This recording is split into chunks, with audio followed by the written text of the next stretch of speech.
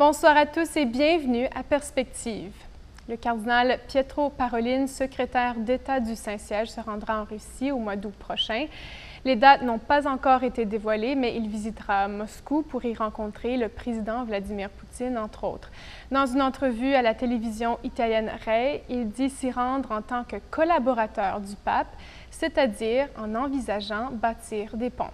Construire des ponts, dit-il, signifie partager des relations bilatérales qui existent déjà et qui promouvoient le dialogue entre l'Église catholique et l'Église orthodoxe.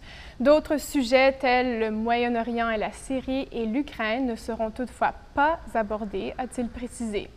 Des relations diplomatiques complètes entre le Saint-Siège et la Russie remontent à 2009.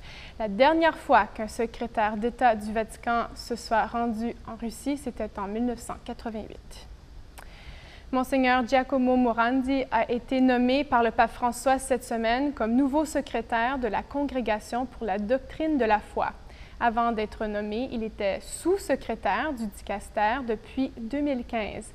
Monseigneur Morandi est un exégète italien et originaire de Modène et âgé de 51 ans. Sa nomination arrive alors que la congrégation subit quelques changements, notamment la nomination d'un nouveau préfet le 1er juillet dernier. Monseigneur Luis Francisco Ladaria Ferrer remplace le cardinal Gérard Müller, prélat allemand, qui était à la tête du dicastère depuis 2012. Deux anciens dirigeants de la Fondation Bambino Jésus, fondation qui supervise l'hôpital pédiatrique du même nom, sont accusés de détournement de fonds entre 2013 et 2014.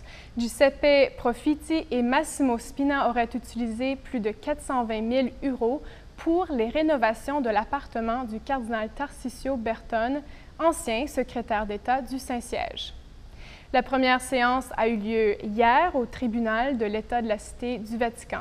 C'est le premier procès mené sous les nouvelles lois du Vatican sur les crimes financiers. Le cardinal Bertone dément les accusations contre lui en disant qu'il n'avait aucune connaissance de la chose. Le cardinal Parolin a indiqué que ce procès est une preuve du désir de transparence du pape François, un travail qui a commencé sous Benoît XVI pour lutter contre le blanchiment d'argent. Un voyage apostolique en Inde et au Bangladesh était prévu pour la fin de l'année 2017, mais cette visite sera remise à l'année prochaine. L'archevêque de Bombay, le cardinal Oswald Gracias, a expliqué que les discussions avec le gouvernement prennent du temps.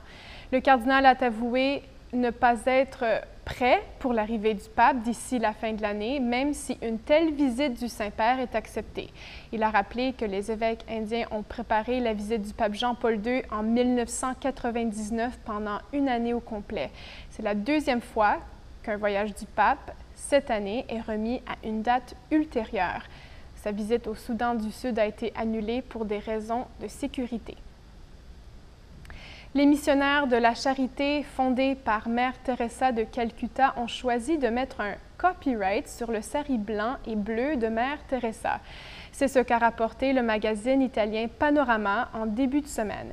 Cet habit est devenu symbolique, rappelant cette figure religieuse consacrée aux pauvres, récipiendaire du prix Nobel de la paix et devenue sainte il y a à peine un an. Maintenant, pour toute utilisation de l'habit dans des images, films et livres, une taxe y sera imposée. Par contre, l'ancien préfet de la Congrégation pour la cause des saints, Monseigneur José Saraiva Martin, dénonce la décision des missionnaires de la charité, disant que c'est absurde et ne fait pas honneur à la mémoire de la sainte. Le sari blanc est marqué par 3 liserés bleus représentant la pauvreté, la chasteté et l'obéissance. D'autres prélats auraient aussi critiqué la décision et croient que le pape pourrait peut-être intervenir. Voilà, c'est tout pour aujourd'hui. Merci d'être avec nous et à la prochaine.